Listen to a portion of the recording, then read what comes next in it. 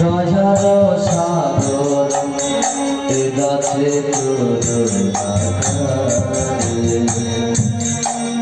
দিয়া পদ ছায়া সদ হে আমার তোমার চরণ ধরে দিয়া পদ ছায়া সদ হে আমার তোমার চরণ ধরে বৈষ্ণব ঠাকুর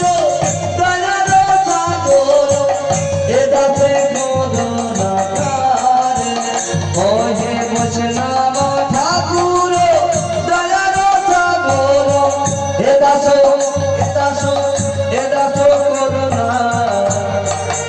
করুণা করে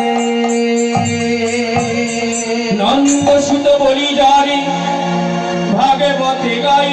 নন্দ সুত বলি যারে ভাগবতে গাই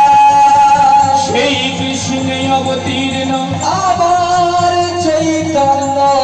বসালা